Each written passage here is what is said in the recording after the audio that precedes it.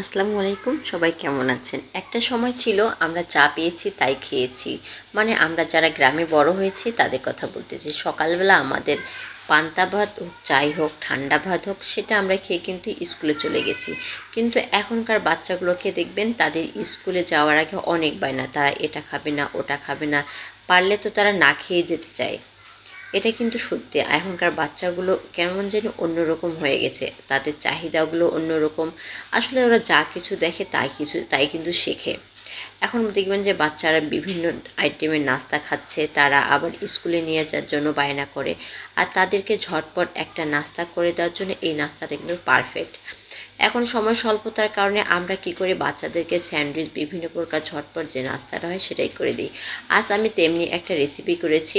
এটা হচ্ছে পাউরুটি দিয়ে একটু ডিম টোস্ট করে দিচ্ছি। এটা ডিম টোস্ট বলতে পারেন বা স্যান্ডউইচও বলতে পারেন। এটা কিন্তু খেতে বেশ মজা। বাচ্চারা কিন্তু যে কোনো সময় এটা খেতে চায়, আমার বাচ্চা বিশেষ করে। আর এটা বানাতে তেমন কিছু কিন্তু লাগে না। এখানে আমি প্রথমে ডিম অমলেট করে নিয়েছি, মানে ডিম ভেজে নিয়েছি। আমরা যেভাবে ডিম ভাজি করি পেঁয়াজ, কাঁচামরিচ, লবণ দিয়ে, ঠিক সেইভাবে প্রথমে ডিমটাকে আমি ভেজে নিয়েছি। তারপর এখানে 2 টুকরো পাউরুটি দিয়েছি, মানে 2টা পাউরুটি স্লাইস দিয়েছি। তারপরে এভাবে আমি একটু টমেটো কেচাপ দিলাম বা টমেটো সস। তারপরে এখানে আমি পরিমাণ মতো চিজ দিচ্ছি। এই জিনিসগুলো বাসায় থাকার কারণে কিন্তু ঝটপট বাচ্চাদেরকে করে দেওয়া যায়। আর চিজটা সবার বাসায় অ্যাভেলেবেল না থাকলে চিজটা অ্যাভয়েড করতে পারেন। আর এভাবে কিন্তু চিজের পরিবর্তে আপনারা চাইলে চিকেন দিতে পারেন বা যে কোনো মাংস আপনার বাসায় যদি থাকে, রান্না করা মাংস, সেই মাংসটা দিয়ে কিন্তু এই স্যান্ডউইচটা করে দিতে পারেন। এটা একটু বেশ পোড়া পোড়া লাগতেছে, কিন্তু এতটা পুড়ে যায়নি, কেন জানি ভিডিওর ফোকাসটা কেমন একটু কালচে আসছে। তো যাই হোক, এভাবে হালকা একটু ভাজে দেবেন, তুলার চালটা একটু কমিয়ে রাখবেন। আর যখন দেখবেন চিজটা গলে আসছে, সেই অবস্থায় কিন্তু নামিয়ে নেবেন। আর এটা কিন্তু বাচ্চাদের ভীষণ পছন্দ, বিশেষ করে ছোট বাচ্চা যারা স্কুলে যাচ্ছে তাদের টিফিনে কিন্তু এভাবে দিতেই পারেন।